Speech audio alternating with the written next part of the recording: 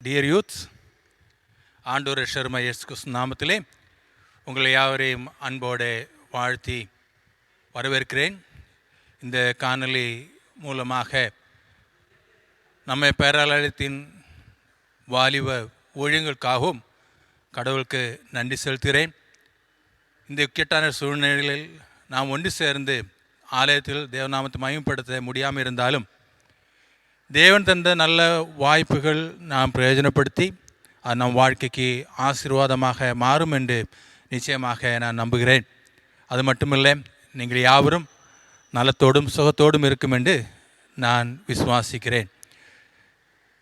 இந்த வாலிப கூட்டத்துக்காக நாம் ஜெபிப்போம்.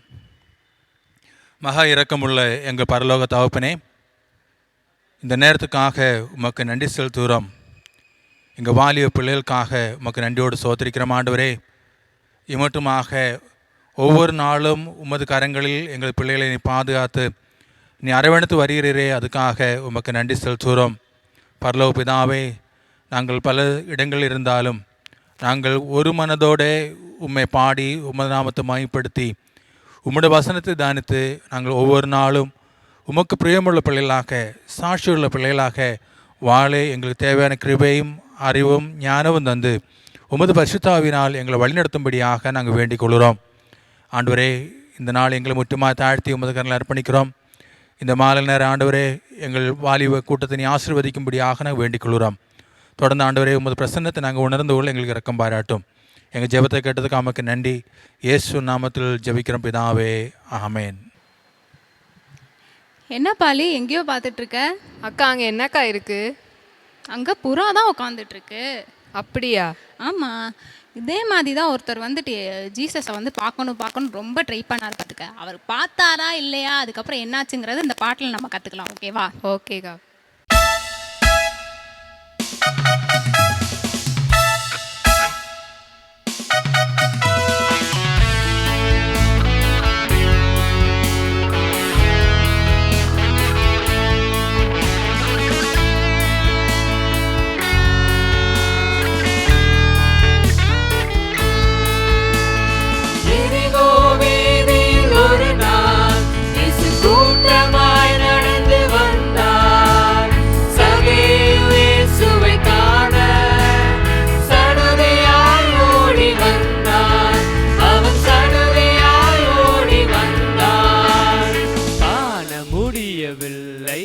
இயேசுவை அவன் காண முடியவில்லை, காண முடியவில்லை, இயேசுவை அவன் காண முடியவில்லை.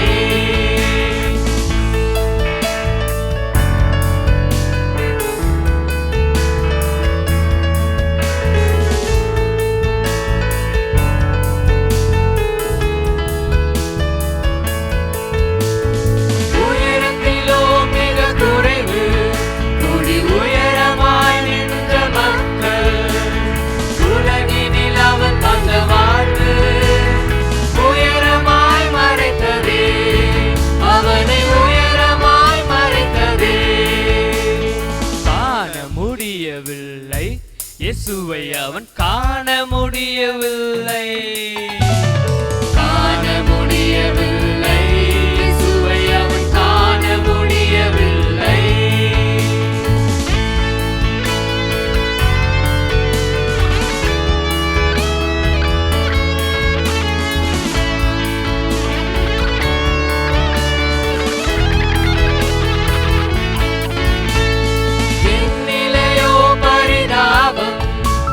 சுயபலன் பெருமே மாற்றம், இயேசுவே என்னை தேடி வந்தார், இயேசுவிடம் நான் சேர்ந்தேன், இன்று இயேசுவிடம் நான் சேர்ந்தேன். கண்டு கொண்டேன் புது வாழ்வை, நான் பெற்று கொண்டேன் புது வாழ்வை, கண்டு கொண்டேன் புது வாழ்வை, நான் பெற்று கொண்டேன் புது வாழ்வை.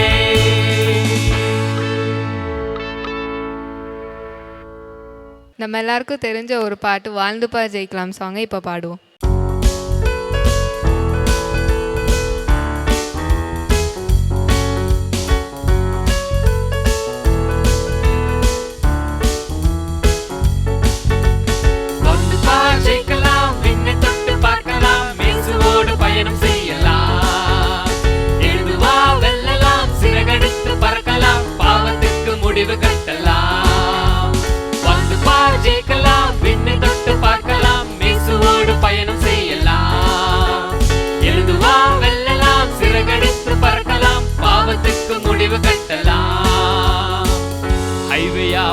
holiness, right way to meet Jesus, highway of holiness, right way to meet Jesus.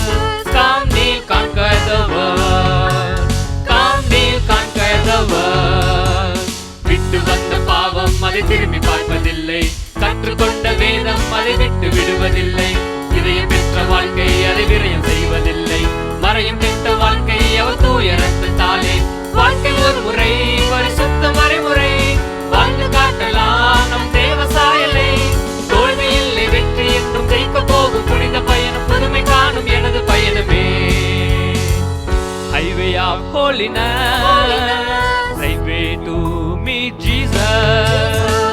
Highway of holiness, right way to meet Jesus. Come kneel, conquer the world, come kneel, conquer the world. தூய்மையான பாதை ஒன்று எனக்கு கிடைத்தது, தூய இயேசு அன்று அது எனக்கு கொடுத்தது. சிலுவை சுமந்த பாதை அது பாடு நிறைந்தது, சிலுவை சுமந்த போது பாவபாரம் தளர்ந்தது. ஒன்று செய்கிறேன் அதை இன்றே சொல்கிறேன், உலகை வெறுக்கிறேன் என்னை பணிந்து தருகிறேன். என்னை அழைத்த தேவன் எனக்கு கொடுக்க போகும் வெற்றி கிரீடம் பெற்றுக் கொள்ள பயணம் செய்கிறேன். Highway of holiness, right way to meet Jesus. Highway of holiness, right way to meet Jesus. Come kneel, conquer the world, come kneel, conquer the world.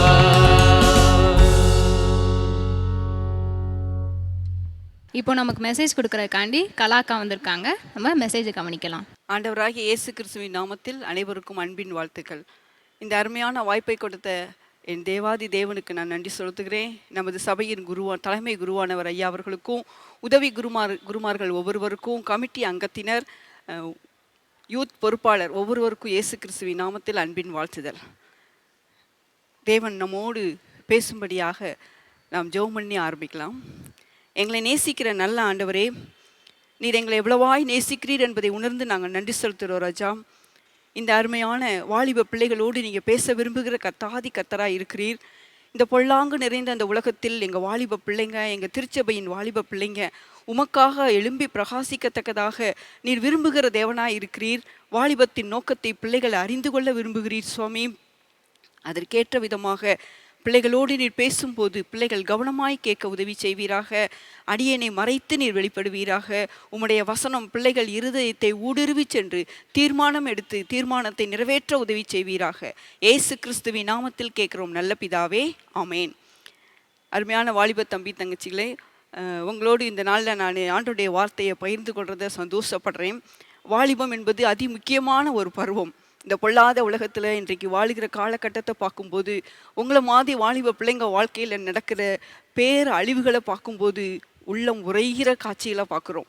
அதன் மத்தியில் நீங்கள்லாம் ஒரு திருச்சபையில் அங்கமாக இருக்கிறீங்க, திருச்சபையின் வாலிபர்களாக நிற்கிறீங்க. உங்களை கொண்டு தேவன் வச்சிருக்க சித்தத்தை இன்றைக்கு நம்ம சிறிது நேரம் தியானிக்க போகிறோம். இந்த வேதத்திலிருந்து 4 வார்த்தைகளை மையமாக வச்சு 4 நபர்களின் உங்களை மாதிரி வாலிப பிள்ளைங்க வாழ்க்கையில் நடந்த 4 நிகழ்வுகளை மையமாக வச்சு தேவன் உங்களோடு பேச போகிறார். கவனமாக கேட்டு கீழ்ப்படிய அன்போடு கேட்குறேன். 4 வார்த்தைகள். 1 ஆளுகை, 2 அழிவு, 3வது ஆசீர்வாதம், 4வது அவதூறு. இந்த 4 வார்த்தைகளும் வேதத்தில் உள்ள வார்த்தைகள் தான். முதல் வார்த்தை சொன்னேன் ஆளுகை, 2வது வார்த்தை அழிவு, 3வது வார்த்தை ஆசீர்வாதம், 4வது வார்த்தை அவதூறு. இந்த 4ஐயும் மையமாக வச்சு தேவன் நம்மோடு பேச போகிறார். வேத வசனத்துக்குள்ளாக செல்லும் முன்பாக இந்த 4 வார்த்தைகளையும் அப்படியே உங்களுக்கு தூக்கி காண்பிக்கும் விதமாக ஒரு நிகழ்வை சொல்லிட்டு நம்ம செய்திக்குள்ளே கடந்து போகலாம். ஒரு ராஜா ராணி அவங்க பிள்ளைங்க ஒரு ராஜா கிட்ட தோற்று போய் தோல்வியின் மனப்பான்மையில் தலை குனிஞ்சு வெற்றி அடைந்த ராஜாவுக்கு முன்பாக நிற்கிறாங்க. அந்த வெற்றி அடைந்த ராஜா தோல்வி அடைந்த ராஜாவை உற்று பார்க்குறாரு. அந்த ராஜா இளமையான ராஜாவாக இருக்கிறாரு, பிள்ளைங்க சின்ன பிள்ளைங்களாக இருக்கிறாங்க. அந்த வெற்றி பெற்ற ராஜாவுக்கு இந்த ராஜாவை கொல்றதுக்கும் அதிகாரம் இருக்குது. அப்போ அந்த ராஜா சொல்கிறாரு, உங்களை நான் கொல்றதுக்கு எனக்கு அதிகாரம் இருக்குது, ஆனால் உங்களை பார்த்தா எனக்கு கொல்றதுக்கு மனசு வரல. ஒரு சின்ன டெஸ்ட்டு வைக்கிறேன், அந்த டெஸ்ட்டில் நீங்கள் பாஸ் பண்ணிட்டீங்கன்னா உங்களையும் ராணியையும் பிள்ளைங்களையும் நான் விடுதலை பண்ணிடுறேன்னு சொன்னாங்க. உடனே அந்த தோற்று போன ராஜா சொன்னார், டெஸ்ட் வைங்க ராஜா, என்னால் முடிஞ்சால் நான் பதில் சொல்கிறேன். கேள்வி 1, உங்களை நான் விடுதலையாக்கிட்டா நீங்கள் என்ன செய்வீங்க, என்ன தருவீங்க? என் ராஜ்யத்தில் பாதியை உங்களுக்கு தந்துடுறேன். ரொம்ப சந்தோஷம் அப்படின்னாராம். அடுத்த கேள்வி, உங்கள் பிள்ளைங்களை நான் விடுதலையாக்கிட்டா என்ன தருவீங்க? என் முழு ராஜ்யத்தையும் நான் தந்துடுறேன் ராஜா. ஓ, இது அதை விட பாக்கியமான வார்த்தையாக இருக்கே. 3வது கேள்வி, உங்கள் மனைவியை, உங்கள் பக்கத்தில் நிற்கிறாங்களே, உங்கள் மனைவியை விடுதலை பண்ணிட்டா என்ன தருவீங்க? ராஜா, என்னையே, என் உயிரையே நான் தந்துடுறேன். அந்த வெற்றி பெற்ற ராஜா அதிர்ச்சி அடைஞ்சிட்டார். பிள்ளைகளை விடுதலை பண்ணும்போது பாதி தரேன்னு சொன்னவர், அவரை விடுதலை பண்ணும்போது பாதி தரேன்னு சொன்னவர், பிள்ளைகளை விடுதலை பண்ணும்போது முழுசையும் தரேன்னு சொன்னவர், மனைவியை விடுதலை பண்ணும்போது என்னையே தரேன்னு சொன்னீங்களே, எவ்வளோ பெரிய அது. இப்படிப்பட்ட நல்ல உங்கள் தேசத்துக்கு வேணும், உங்களை நான் விடுதலை பண்ணிட்டேன், போய்க்கோங்கன்ட்டாங்க. அந்த ராஜா நடந்து வராரு. வரும்போது தன் மனைவியை பார்த்து கேட்குறாங்க, நம்ம விடுதலையாகி வந்துட்டுருக்குறோம், அந்த ராஜாங்கத்தை பார்த்தியா, எவ்வளோ பிரம்மாண்டமான ராஜாங்கமாக இருந்துச்சு. நான் யாரையும் ராஜாங்கத்தை பார்க்கலைங்க. சரி, ராஜாவையாவது உற்று பார்த்தியா, அவர் எவ்வளோ பெரிய சிம்மாசனத்தில் உட்காந்துருந்தாரு, அவருடைய மேன்மையை பார்த்தியா? இல்லைங்க, நான் எதையுமே பார்க்கல, ராஜாவையும் பார்க்கல. அந்த அரசரவையை பார்த்தியா, எவ்வளோ பிரம்மாண்டமாக இருந்துச்சு? இல்லைங்க, நான் அதையும் பார்க்கல. வேற என்னத்தை தான் பார்த்தேன் அந்த இடத்துல? மன்னிக்கணும் ராஜா, நான் பார்த்தது எனக்காக உயிரையே கொடுக்குறேன்னு சொன்ன உங்கள் முகத்தை மட்டுமே நான் பார்த்துட்டு இருந்தேன், வேற எதையும் நான் பார்க்கல ராஜான்னு சொல்லி முடிச்சாங்களாம். அந்த ராஜாவுக்கு அவ்வளோ சந்தோஷமாச்சு. அருமையான வாலிப தம்பி தங்கச்சி, இதில் ஒரு ஆழமான சத்தியம் நிறைஞ்சிருக்குது. இன்றைக்கி நம்ம பார்க்க போகிற அந்த 4 வார்த்தையின் சாராம்சமே இந்த நிகழ்வில் இருக்குது. அந்த ராணி சொன்னாங்கல்ல, எனக்காக உயிரை கொடுத்த உங்களையே நான் பார்த்துட்ருக்கேன் ராஜா, வேற எதையும் பார்க்கல. ஸோ முதல் வார்த்தை ஆளுகை. ஆதியாகமம் 41:41 வசனத்தை 41 அதிகாரத்தில் 41வது வசனம் இப்படியா சொல்லுது, பார்வோன் யோசேப்பை பார்த்து உன்னை எகிப்துக்கு அதிகாரியாக வைப்பேன் என்று சொல்லி 43வது வசனத்தில் எகிப்துக்கு அதிகாரியாய் வைத்து விட்டார் என்று வசனம் முடியுது. அருமையான பிள்ளைங்களே, யோசேப்பை பற்றி நல்லா தெரியும். அடிமையாக எகிப்துக்கு போன ஒரு வாலிபன், உங்களை மாதிரி வாலிப வயதில் நிரம்பிய ஒரு வாலிபன், அண்ணன்மார்களால் ஏமாற்றப்பட்டு அநியாயமாய் விற்கப்பட்ட ஒரு வாலிபன், எகிப்து தேசத்தில் அடிமையாக இருந்தவர். அவருக்கு எப்படி இப்படி திடீர்னு எகிப்து தேசத்து அதிபதிங்கிற அதிகாரம் வந்துச்சு? அவர் ஒரு ஃபார்முலாவை தான் வாழ்க்கையில் பயன்படுத்தினார். என்ன ஃபார்முலா? இந்த நிகழ்வுகள் கேட்டோம்ல, அந்த ராணி சொன்னாங்களே, எனக்காக உயிரை கொடுத்த என் ராஜாவையே நான் உற்று பார்த்தேன். அதே போல் யோசேப்பு ஒரு ஃபார்முலாவை பயன்படுத்தி யெகோவா தேவனையே உற்று பார்த்தார். அது என்ன ஃபார்முலா? ஆதியாகமம் 39:9 வாசித்தா, தேவனுக்கு விரோதமாக பாவம் செஞ்சு இத்தனை பெரிய பொல்லாங்க நான் எப்படி செய்வேன்? அதுதான் யோசேப்பு வாழ்க்கையில் ஒரு ஃபார்முலாவாக இருந்துச்சு. ஒவ்வொரு சோதனையிலையும், ஒவ்வொரு கஷ்டத்துலையும், ஒவ்வொரு பாவம் செய்ய தூண்டுகிற நேரத்துலையும் இந்த ஃபார்முலாவை தான் அவர் வாழ்க்கையில் அப்ளை பண்ணார். என் தேவனுக்கு விரோதம், நான் பாவம் செஞ்சால் என்ன பாதிக்கிறதுக்கு முன்னாடி, என் பெற்றோரை பாதிக்கிறதுக்கு முன்னாடி, என் நண்பர் கூட்டத்தை பாதிக்கிறதுக்கு முன்னாடி, என் உறவுகளை பாதிக்கிறதுக்கு முன்னாடி, நான் வாழுகிற தேசத்தையே பாதிக்கிறதுக்கு முன்னாடி, அது என் ஆராதிக்கிற யெகோவா தெய்வம், என் தகப்பனின் தெய்வம், என்னுடைய தெய்வம், அவர் நாமத்துக்கு இழுக்கு வரும், அவரை அது பாதிக்கும், அதை அவர் விரும்பவில்லை, என்ன ஒரு பெரிய நோக்கத்தோடு தான் இந்த எகிப்து தேசத்துக்கு கொண்டு வந்திருக்கிறான்னு சொல்லி அந்த அழகான ஃபார்முலாவை பயன்படுத்தினால தான் யோசேப்பு அதிகாரியானார். தம்பி தங்கச்சி, கொஞ்சம் யோசித்து பார்க்குறீங்களா? தேவன் இன்னைக்கு உங்களை அடிமையாக விடலை, ஆளுகை செய்கிற அதிகாரத்தை கொடுத்துக்கிறார். அவருடைய பிள்ளைங்கிற அதிகாரத்துக்குள்ளே நீங்கள் இருக்கிறீங்க. உங்கள் வாலிப பருவத்தை எப்படி செலவு பண்ணுறீங்க? பாவத்தை விட்டு விலகி ஓடுறீங்களா? பாவத்துக்கு உடன்பட்டு இன்னும் பாவத்துக்கு அடிமையாகவே இருக்கீங்களா? அந்த ராணி சொன்ன வார்த்தை, எனக்காக உயிரை கொடுத்த என் ராஜாவின் முகத்தையே நான் பார்த்து கொண்டிருப்பேன். யெகோவா தேவன் முகத்தையே நீங்கள் பார்த்தீங்கன்னா, யோசேப்பு சொன்னது போல தேவனுக்கு விரோதமாக இத்தனை பெரிய பொல்லாங்க நான் என் வாலிப பருவத்தில் எப்படி செய்வேன்? இது பொல்லாங்கு, என் தேவனுக்கு விரோதமான காரியம்னு சொல்லி நீங்களும் பாவத்தை விட்டு ஓட உங்களால் முடியும்.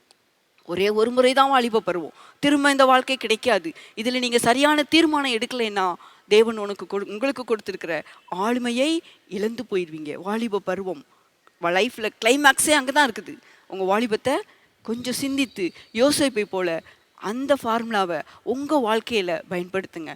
என் தேவனுக்கு விரோதமாக நான் பாவம் செய்ய மாட்டேன். எனக்கு விரோதமாக இல்லை, என் பெற்றோருக்கு விரோதமாக இல்லை, என் எஜமானனுக்கு எஜமாட்டிக்கு விரோதமாக இல்லை, என்னை ஆராதிக்கிற என்னை ஆளுகை செய்கிற என் தேவனுக்கு விரோதமாக இத்தனை பெரிய பொல்லாங்க நான் எப்படி செய்வேன்னு சொல்லி அந்த எல்லையை விட்டே ஓடினான்.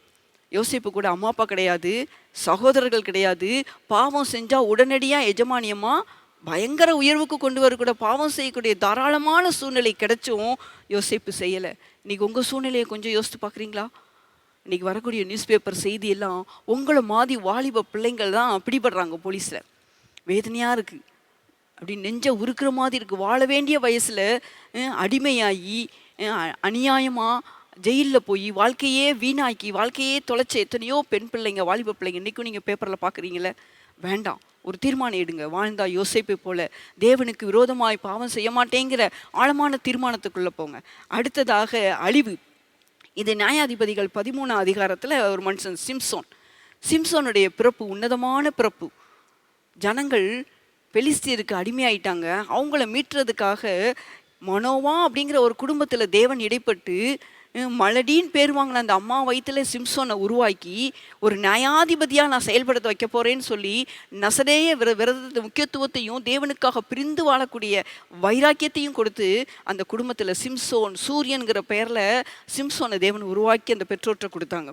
ஆனால் அந்த சிம்சோன் வாழ்க்கையில் பாருங்களேன், 14:3 பார்த்தீங்கன்னா, இவள் என் பார்வைக்கு பிரியமாக இருக்கிறா அப்படின்னு சொல்லிட்டு ஒரு பட்டணத்தில் போய் ஒரு பெண்ணை பார்த்து கண்களினால் அவள் மேலே ஆசை வச்சு அவங்க பெற்றோர்கிட்ட சொல்கிறான், அந்த பெண்ணை பார்த்தேன், என் கண்ணுக்கு பிரியமாக இருக்கிறா, நான் அவளை தான் திருமணம் பண்ணணும். பெற்றோர் ஆலோசனை சொல்கிறாங்க, இல்லைப்பா, நம்ம சொந்த பந்தத்தில் நிறைய பெண்கள் உனக்கு இருக்குது, கடவுள் பயமுள்ள பெண்கள் நிறைய பேர் இருக்கிறாங்க, அவங்கள ஒருத்தவங்கள தேர்ந்தெடுப்போம். நீ முக்கியமானவன், உன்னுடைய பிறப்பு விசேஷமானது, உன்னை கொண்டு தேவன் பெரிய காரியம் செய்வேன்னு எங்களுக்கு வாக்கு கொடுத்துருக்கிறாருப்பா, உன்னை அதுக்காக தான் இவ்வளோ தூரம் வளர்த்துட்ருக்கோம், இந்த வாலிப பருவத்தை வீணாக்கிறாத, தேவ சித்தத்தை அழிச்சு போட்டுறாதன்னு பேரண்ட்ஸ் ஆலோசனை கொடுக்குறாங்க.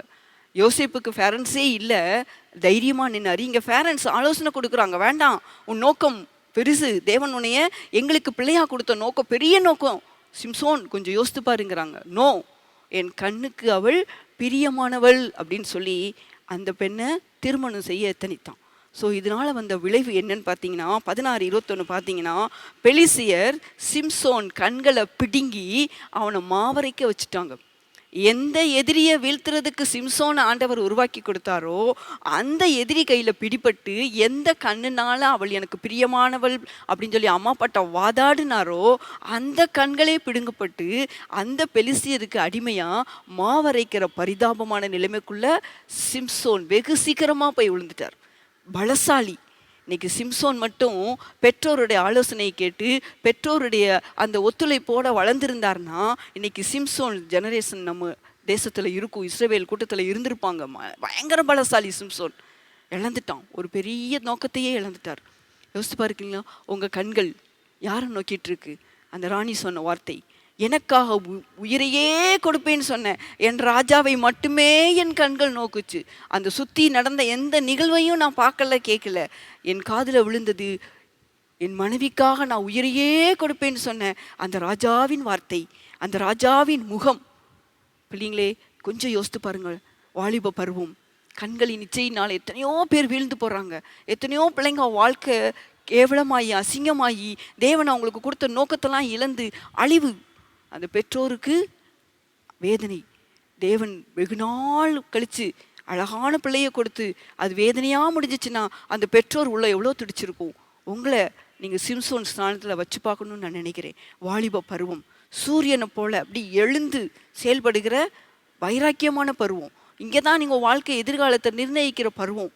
சிம்சோன் போல் நிறைய சூழ்நிலை உங்களுக்கும் அனுதின வாழ்க்கையில், படிக்கிற இடத்துல, வேலை பார்க்குற இடத்துல, வீட்டில், வெளியில், ஏன் உங்கள் கைக்குள்ளே இருக்குது. இப்போ கொஞ்சம் தீர்மானம் எடுக்கிறீங்களா? விசேஷ விதமாய் நான் கிறிஸ்தவத்துக்குள்ளே இருக்கிறேன், விசேஷ விதமாய் தேவனுடைய பிள்ளைன்னு பேர் எனக்கு இருக்குது, விசேஷ விதமாய் என் பெற்றோர் எனக்கு அவ்வப்போது ஆலோசனை கொடுக்குறாங்க, எனக்கு நல்லா ஒரு திருச்சபை ஆண்டவர் கொடுத்துருக்கிறார் ஆலோசனைக்காக. திருச்சபையில் அங்கோன்னு சொல்லி நான் பேர் வாங்கியிருக்கிறேன், திருச்சபையில் யூத்தில் நான் ஒரு அங்கோன்னு சொல்லி பேர் வாங்கியிருக்கீங்க. கொஞ்சம் யோசித்து பார்க்குறீங்களா? உங்கள் கண்கள் எதன் உற்று நோக்குது? சிந்திங்க, கொஞ்சம் யோசித்து செயல்படுங்க. சிம்சோனின் அழிவு, அழகான ஆரம்பம் அழிஞ்சு போச்சு, பெரிய நோக்கம் ஒன்றுமில்லாமல் போச்சு. தேவன் இருதயத்தை எவ்வளோ வேதனைப்படுத்தியிருப்பார் சிம்சோன். ஆளுகை பார்த்துட்டோம், அழிவு பார்த்துட்டோம். அடுத்து ஆசீர்வாதம். எஸ்தர் புத்தகத்தை எடுத்துக்கலாம். எஸ்தர் ஒரு தாய் தகப்பன் இல்லாத ஒரு பெண். அவருடைய சிற்றனை எடுத்து அந்த பெண்ணை அழகாக வளர்க்குறாங்க. சிறு வயதுலேருந்து அழகாக வளர்ந்து வர்றாங்க. சிறிய தகப்பன் சொல்லுகிற எல்லா காரியத்துக்கும் எஸ்தர் கீழ்ப்படிஞ்சாங்கன்னு சொல்லி 2:20 அழகான ஒரு வசனம் வருது.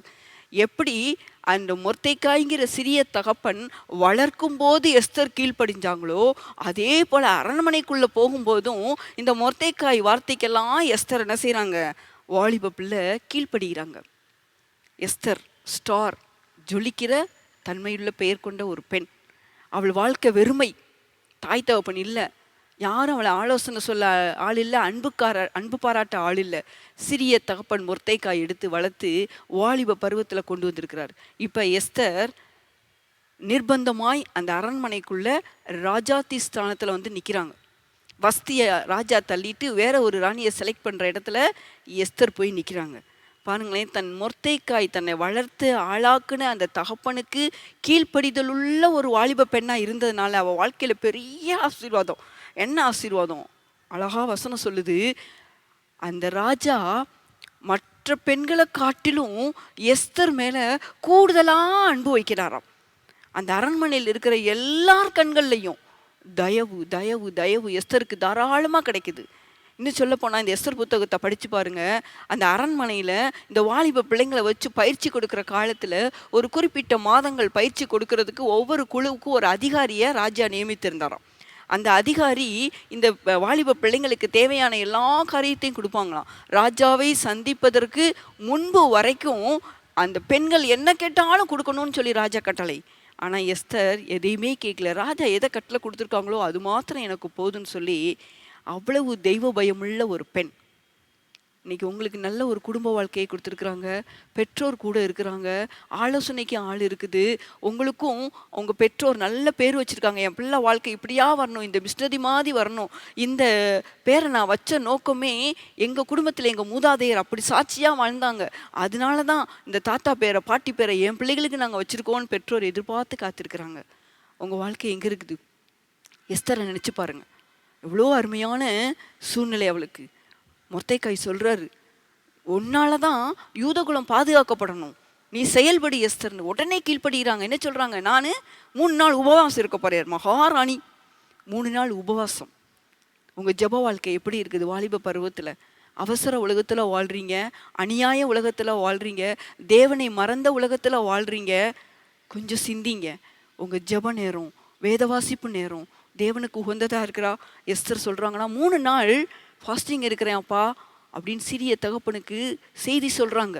நீங்கள் எனக்காக வேண்டிக்கோங்க, நானும் உபவாசம் இருந்து ராஜாவுக்கு முன்னாடி போய் நிற்க போகிறேன். ராஜா கூப்பிடாம யாரும் போகக்கூடாது. நான் உபவாசம் இருந்து தேவனுடைய அங்கீகாரத்தை பெற்றுக்கிட்டு நான் ராஜாட்ட போகிறேன். என்ன ஒரு அழகான ஆவிக்குரிய வாழ்க்கை. பிள்ளைகளே, உங்கள் ஜெப வாழ்க்கையை சீர்தூக்கி பாருங்கள். சின்ன காரியமோ பெரிய காரியமோ எங்கே போனாலும் சரி, தேவனை உங்களோட நீங்கள் கூட்டிகிட்டு போயிங்கன்னா உங்களை சுற்றி இருக்கிற எல்லார் கண்களின் தயவு. ராஜா அந்த எஸ்தர் ராணியை அழைச்சி அவ மேலே அன்பு வச்சு வஸ்தியின் கிரீடத்தை எடுத்து எஸ்தர் தலையில் வச்சு பட்டத்து அரசியாக்குற அழகான சரித்திரம் இங்கே இருக்குது. அனாதை பெண் அரசியாகி நிற்கிறா. எதுக்காக? யூத குலத்தை பாதுகாக்கிறதுக்கு தேவன் எஸ்தருக்கு அப்படி ஒரு வாய்ப்பு அந்த வாலிப பருவத்தில் கொடுத்துருக்கிறாரு. இன்னைக்கு உங்களுக்கு இந்த வாலிப பருவத்தை கொடுத்துருக்கிற நோக்கம் உங்கள் இஷ்டப்படி வாழ்கிறதுக்கு இல்லை. உங்கள் பெற்றோர் உங்களுக்கு ஒரு பெரிய நோக்கம் வச்சு ஜெபிச்சு உங்களை உருவாக்குறாங்க. மொர்தெக்காய் எஸ்தருக்காக ஜெபிக்கிறாரு. அரண்மனை வாசலில் உட்காந்து ஆலோசனை கொடுக்குறாரு. இன்னைக்கு உங்கள் பெற்றோர் கண்ணீர் சிந்துறாங்க. என் பிள்ளை வாலிப பருவாக்கா, அவள் திசை மாறி போயிடக்கூடாது, அவள் வாழ்க்கை கோணலாயிடக்கூடாது, ஜெபம் பண்ணுங்கன்னு எந்த ஊழியக்காரங்களை பார்த்தாலும் உங்கள் பெற்றோர் கண்ணீர் சிந்தி அழுகிறாங்க உங்கள் வாழ்க்கைக்காக. ஆண்டவர் உங்களை எஸ்தரை போல வச்சிருக்கிறார். எதுக்காக? உங்கள் குடும்பத்தை பாதுகாக்க நீங்கள் வேணும். உங்கள் குடும்பத்துக்கு ஆசீர்வாதம் நீங்கள் தான். உங்கள் குடும்பத்தில் உங்களை கொண்டு தான் தேவன் உங்கள் பெற்றோருக்கு மகிமையை கொண்டு வர போகிறாரு. உங்கள் குடும்பத்தின் குலப்பெருமையை உன் மூலமாக தான். வாலிப தம்பி, வாலிப தங்கை, உன் மூலமாக தான். யோசித்து பார்க்குறியா? உன்னுடைய ட்ரெஸ் கோட், உன்னுடைய பேச்சு, உன்னுடைய பழக்க வழக்கம், உன்னுடைய பார்வை எல்லாம் உகந்ததாக இருக்குதா? ராஜாவின் கண்களுக்கு எஸ்தர் தயவு பெற்ற மாதிரி உன்னை பார்க்குறவங்க எல்லார் கண்களுக்கும் தயவு வேணும்னா உன் ஜெப ஜீவியம், உன் வேத வாசிப்பு, உன்னுடைய முறைப்படியான ஆவிக்குரிய ஒழுங்குகள் சீராக இருந்துச்சுன்னா உன் வாழ்க்கை எஸ்தரை காட்டிலும் மேன்மையாக இருக்கும். தேவன் அப்படிப்பட்ட மேன்மையை உனக்கு வச்சிருக்கிறார். ஆசீர்வாதத்தை பெற்றுக்கொண்ட எஸ்தர். அடுத்து அவதூறு. இது ஆதியாகமம் 34 அதிகாரத்தில் ஒரு பெண், அவள் பேர் தீனாள். ஜட்ஜ்மெண்ட் ஆஃப் காட், தேவன் தான் நீதி நியாயாதிபதிங்கிற அழகான பேரை அவங்க வச்சுருக்காங்க, தீனாள். அவளுக்கு ஒரு பெரிய சிறப்பு என்னன்னா, நிறைய அண்ணன்மார், 12 அண்ணன்மாருக்கு இவ ஒரே ஒரு செல்ல தங்கச்சி, சகோதரி. யோசித்து பாருங்களேன், எவ்வளோ பெரிய பாக்கியம். இந்த தீனாள் அவங்க குடும்பமாக ஒரு இடத்துல போய் குடியிருக்கிற இடத்துல தேசத்தை சுற்றி பார்க்கறதுக்காக புறப்பட்டு போகிறாங்க. தேசத்தை சுற்றி பார்க்கறது தப்பு கிடையாது, கவனமாக செல்ல வேண்டும். தேசத்தை சுற்றி பார்க்க தனியாக போகிறாங்க. அங்கே போய் ஒரு பிரச்சனைக்குள்ளே ஒரு வாலிபன் கண்ணில் பட்டுறாங்க. அப்படியே பிரச்சனை வருது. கடைசியில் இவ வாழ்க்கை வீணாகி போயிடுது. அந்த இடத்துல பயங்கரமான ஒரு வீழ்ச்சி. அங்கே குடியிருக்கணும்னு போன இடத்துல தீனாள் தானாய் ஒரு முடிவெடுத்ததுனால வாலிப பருவத்தின் நோக்கத்தை மறந்து, வாலிபம் எவ்வளோ பாதுகாக்கப்பட வேண்டியதுங்கிறத மறந்து, வாலிபத்தில் கவனமாக இருக்க வேண்டுங்கிற சூழ்நிலையெல்லாம் மறந்து, அவள் இஷ்டத்துக்கு எத்தனை அண்ணன்மார் கூட இருக்கிறாங்க, யாரையும் துணைக்க கூப்பிடல. அவளா தேசத்தை சுற்றி பார்க்க புறப்பட்டு போய் ஒரு சிக்கலுக்குள்ளே மாட்டிக்கிட்டா. அதனால வந்த விளைவு, இந்த தீனாள் கூட பிறந்த சிமியோன், லேவி அப்படிங்கிற 2 அண்ணன்மார் தன் சகோதரியை வீணடித்த அந்த வாலிபனை சும்மா விடமாட்டோன்னு சொல்லி அவங்க 2 பேரும் கொலகாரங்களாக மாறிட்டாங்க. அந்த தன்னுடைய சகோதரியை சீரழித்த வாலிபனை மட்டும் கொண்டல, அந்த தேசத்தில் இருக்கிற எல்லா வாலிபர்களையும் சூழ்ச்சி வச்சு தந்திரமாக வர வச்சு பயங்கரமான காரியத்தை செஞ்சு முடிக்கிறாங்க. அண்ணன்மாரை கொலகாரனை ஆக்கின தீனாள். காரணம், அவளா தேசத்தை சுற்றி பார்க்க போகிறான். தம்பி தங்கச்சி, உங்கள் வாழ்க்கையில் நீங்கள் சிந்தித்து செயல்படணும். எங்கேயும் எப்பையும் எப்படி வேணாலும் போகலான்னு இல்லை, எங்கே போகணும் எங்கே போகக்கூடாதுன்னு இந்த வேதம் அநேக காரியத்தை வாலிப பிள்ளைங்களுக்கு அச்சு அடையாளமாக எழுதி கொடுத்துருக்கு. வாசிங்க, வேதத்தை வாசிங்க. நான் எங்கே இருக்கணும் எங்கே இருக்கக்கூடாது ஆண்டவரே கேளுங்க. ஆண்டவர் சமூகத்தில் உட்காந்து தீனாள் அண்ணன்மாரை கொலகாரனாய் மாற்றிவிட்டார். அது மாத்திரமா, அவங்க அப்பா அழுகிறாரு, இந்த தேசத்தில் நான் வந்தேன், என் பேரை வாசனை அற்றுப்போக பண்ணிட்டீங்க, என் சாட்சியை கெடுத்துட்டீங்களேப்பா. சிம்சோனையும் லேவியையும் பார்த்து யாக்கோப்பு கதறி அழுகிறாரு. ஐயோ, தீனாளுக்கு ஏற்பட்ட இந்த அழிவை வச்சு நீங்கள் 2 பேரும் கொலை செஞ்சு என் தேசத்தில் நான் குடியிருக்க வந்த இந்த இடத்துல, யெகோவா தெய்வத்துக்கு சாட்சியாய் வாழ வந்த இந்த இடத்துல என் வாசனையை கெடுத்து போட்டுட்டீங்களே, சாட்சியவே கெடுத்துட்டீங்களே. நம்ம யெகோவா தேவன் நம்மளை எதுக்காக இப்படிலாம் அழைச்சிட்டு வந்தார், இந்த ஜனங்கள் அதை அறியணும்னு சொல்லி தான் நான் இங்கே வந்து குடியிருந்தேன், என்னப்பா இப்படி பண்ணிட்டீங்க, சாட்சி இல்லாத வாழ்க்கை ஆயிடுச்சே. தீனாள் செய்த ஒரே ஒரு தவறான காரியம் முழு குடும்பத்தையும் பாதிச்சு வேதனைக்குள்ளாச்சு. அவதூறு. எஸ்தர் ஆசீர்வாதமாக இருந்தாங்க, பெற்றோர் இல்லாத பிள்ளை, தகப்பன் சிறிய தகப்பனால் வளர்க்கப்பட்ட மகள். தீனாளோ பெற்றோர் கூட 12 அண்ணன்மார் கூட வளர்ந்த தங்கை வாழ்க்கையை அவதூறாக முடிய பண்ணிட்டான். 4 பேரை யோசித்தோம். கொஞ்சம் யோசித்து பார்ப்போம் நம்ம வாழ்க்கையை. உங்கள் வாலிப பருவம். தீனாள் எங்கெங்கேயோ சுற்றி போனா, நீங்கள் எங்கேயும் சுற்ற வேணாம், கையில் செல்ஃபோனை வச்சுட்டு முழு உலகத்தையும் சுற்றி பார்க்குறீங்களே, யாரோட கனெக்ட் இருக்குது உங்களுக்கு, யாரோட எப்படி இருக்கீங்க, கொஞ்சம் சிந்திச்சு சீர்தூக்கி பாருங்கள். கண்டிப்பாக உங்களுக்கு வேணும் செல்ஃபோன், அதை எப்படி யூஸ் பண்ணுறீங்க. காலம் ஒன்று வரும், நீங்கள் பார்க்குற கண்களின் காட்சிக்கும் பேசுகிற வார்த்தைக்கும் ஒவ்வொன்றுக்கும் தேவன் கருத்தில் கணக்கு கொடுத்தே ஆகணும். பிரசங்கி சொல்கிறாரு, இந்த வாலிப பருவத்தில் எதை பார்க்கணுமோ பாரு, எதை செய்யணுமோ செய்யி, எதை அனுபவிக்கணும் எல்லாத்தையும் அனுபவி. முடிவு ஒன்று இருக்குது, உன்னை நியாயம் திருக்கிற தேவன் ஒருவர் அங்கே வந்து நிற்கிப்பார். என்ன செய்ய போகிற? இப்பயே சரி பண்ணிக்கிறியா உன் வாழ்க்கையை? உன் வாழ்க்கையை சீர்தூக்கி பார்க்குறியா? ஒரே ஒரு வாலிப பருவம். வீணாக்கிறாத தங்கச்சி, வீணாக்கிறாத தம்பி. திரும்ப வராது இந்த நாள், இனிமே வராது. அடுத்து ஒரு வியாழக்கிழமை வரும், இந்த வியாழக்கிழமை வராது, இந்த நேரம் வராது. கொஞ்சம் தீர்மானம் எடுத்து, இந்த பொல்லாத உலகத்தில் தேவன் என்னை ஒரு வாலிப தம்பியா வாலிய தங்கச்சியா வச்சிருக்கிற நோக்கம் என்ன, என் திருச்சபையில் எனக்குங்கிற பொறுப்பு என்ன, என் குடும்பத்தில் என் பொறுப்பு என்ன, என் ஃப்ரெண்ட்ஸ் மத்தியில் என்னுடைய நோக்கம் என்ன, கொஞ்சம் யோசித்து பார்க்குறியா? ஒரு தீர்மானம் எடு. ஆண்டவர் உன்னை கொண்டு பெரிய காரியம் செய்ய போகிறார். ஆளுகை செய்கிற பிள்ளைங்களா நீங்கள் மாறணும். அழிக்கிறதுக்கல்ல, உங்களை ஆளுகைக்கு நேராக தேவன் கொண்டு போகிறார். உங்களை ஆசீர்வாதமாக வைக்கணும்னு நினைக்கிறாரு. நீங்கள் அவதூறாய் காரியத்தில் மாட்டிக்கிறக்கூடாது. தேவன் வாலிபத்தின் ஒவ்வொரு நோக்கத்திலையும் ஒரு பெரிய சித்தத்தை வச்சிருக்கிறார். தற்செயல் அல்ல. நீங்கள் வாலிப பருவம் வரைக்கும் வளர்ந்து வந்ததே மாபெரும் கிருபை. ஆண்டவருக்கு நன்றி சொல்லுங்கள். இந்த கொரோனா காலங்களில் எவ்வளவு கொடுமையான காரியங்களை நியூஸ் பேப்பரில் பார்க்குறீங்க. அத்தனையும் உங்களை மாதிரி வாலிப சின்ன வயசு, வாழ வேண்டிய வயசில் அநேக தவறுகளை செஞ்சு வாழ்க்கையவே வீணாக்குறாங்க. உலகம் எப்படி போட்டும் திருச்சபைக்குள்ளே இருக்கிற வாலிப பிள்ளைகளாக்கி நீங்கள் உங்கள் வாழ்க்கையை சீர்தூக்கி ஆண்டவர் கருத்தில் கொடுத்து அவரை நோக்கி பார்க்கும்போது, அவருக்கு உகந்தவர்களாக நீங்கள் வாழும்போது, அந்த ராணியமாக சொன்ன மாதிரி எனக்காக உயிரை கொடுக்குறேன்னு சொன்ன என் ராஜாவின் முகத்தை தவிர வேற எதையும் நான் பார்க்க மாட்டேன், அந்த தீர்மானம் எடுங்க. இன்னைக்கு உலகத்தில் அநேக காரியங்கள் உங்கள் முன்னாடி வரும் போகும், உங்களை இடிக்கும், உங்களை கீழே தள்ளும். நோ, பாவத்துக்கு நோ சொன்னவங்க ஆளுமைக்குள்ளே போனாங்க, பாவத்துக்கு எஸ் சொன்னவங்க அழிவை நோக்கி போனாங்க. இந்த 4 பேர் சரித்திரம் அதான் சொல்லுது. நீ எந்த கூட்டத்தில் நிற்கிற? உன் வாழ்க்கையை கொஞ்சம் சீர்தூக்கி, ஆண்டவரே என்னை சரிப்படுத்த உதவி செய்யுங்க ஆண்டவரே, நான் ஆசீர்வாதத்தின் பாத்திரமாக இருக்கணும், ஆளுகைக்குரிய கதாபாத்திரமாக இருக்கணும், உம்முடைய சித்தத்தை நிறைவேற்றணும்னு ஆண்டவர் கருத்தில் ஒன்று ஒப்பு கொடுக்கணும்னு எதிர்பார்க்குறார். ஆக்குவா இன மக்கள் மத்தியில் ஜிம் எலியட் அவங்க நண்பர்கள் 5 பேர் சேர்ந்து ஊழியத்துக்காக போனாங்க. பயங்கரமான இருண்ட காடு அது. அதாவது அங்கே இருக்கிற மக்கள் காட்டுவாசி மக்கள், ஆக்குவா இன மக்கள், யாருமே போக முடியாத கட்டம்.